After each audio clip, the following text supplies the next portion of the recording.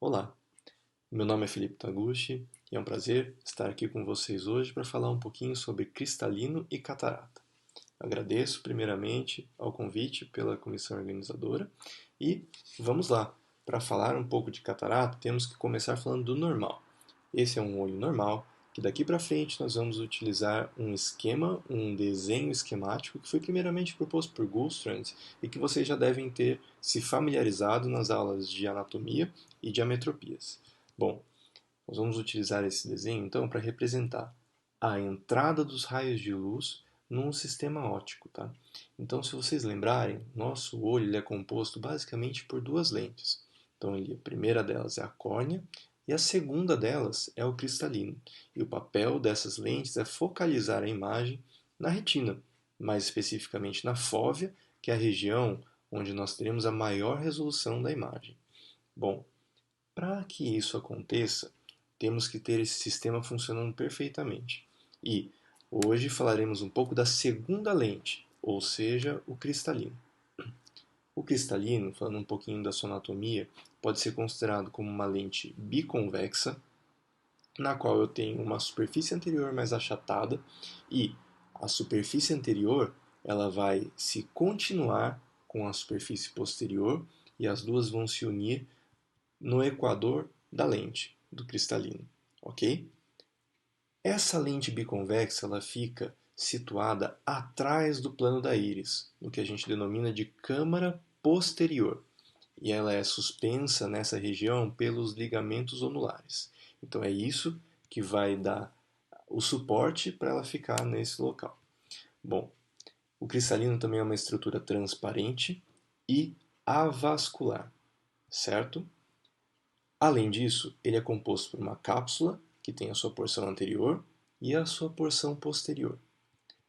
Também temos um núcleo que vem desde a fase embrionária e que, com o passar do tempo, o córtex, que é a substância que fica ao redor do núcleo, ele vai se compactando e formando sucessivas lamelas concêntricas naquele núcleo embrionário.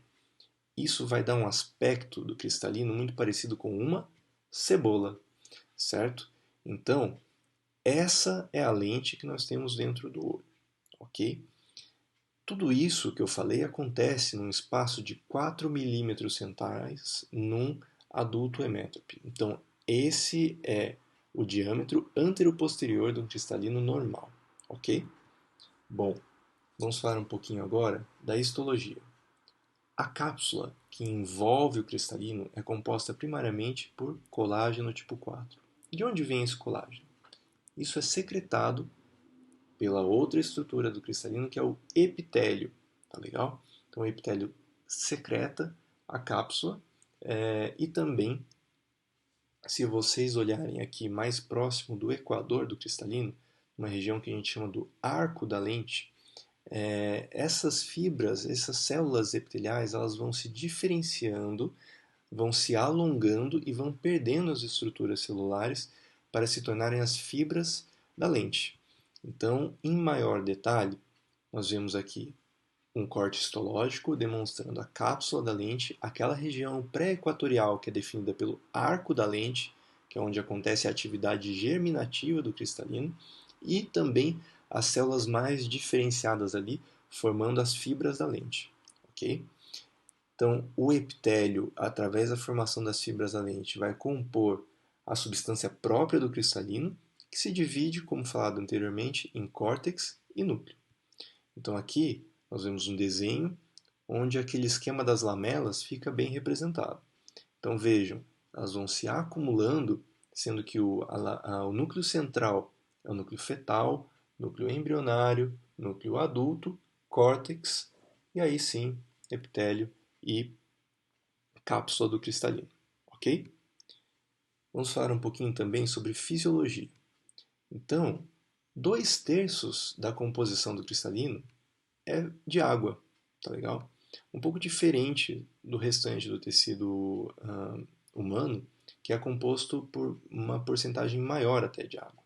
E o outro 1/3 é composto basicamente por proteínas. Que proteínas? majoritariamente um conjunto de proteínas que denominamos de cristalinas, tá legal? Elas são encapsuladas por toda a vida dentro do cristalino e com isso se concede um privilégio imunológico. Ou seja, o nosso sistema imune em nenhum momento tem contato com elas durante a sua formação e, portanto, não as reconhece como self. E isso é importante porque, se em algum momento ocorrer a quebra dessa cápsula com extrusão dessas proteínas, pode se tornar sensível às próprias proteínas e entrar numa situação que a gente chama de facoanafilaxia, ok? Bom, além disso, apesar de ser um órgão avascular e com metabolismo relativamente baixo, ele também precisa de glicose. Essa glicose ela é metabolizada primariamente por uma glicólise anaeróbica, onde é consumida 80% da glicose que chega ao cristalino. Outros 3% vão para o ciclo do ácido cítrico, o ciclo de Krebs, e isso vai gerar cerca de 20 a 30% da energia do cristalino, porque apesar de ocorrer em muito menor proporção do que a glicólise anaeróbica, ele é um ciclo muito mais eficiente, ok? Então ele vai corresponder por uma produção maior de energia. Além disso, 14% pelo shunt da hexose monofosfato, que não é uma coisa que vai interessar aqui para vocês hoje, ok? Mas a outra via, que é uma via minoritária, que é a via do sorbitol, ela vai apresentar uma importância maior quando estivermos falando mais para frente das causas metabólicas de formação da catarata, ok? Então as informações daqui é 80% da glicólise é de maneira anaeróbica e lembrar da via do sorbitol que vai ser importante mais para frente. Muito bem.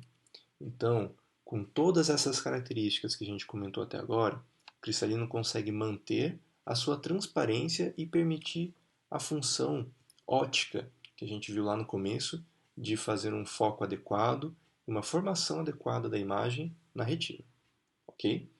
Então, como nós vamos passar de um olho normal para a formação da catarata? Isso a gente vai ver na segunda parte da aula. Legal?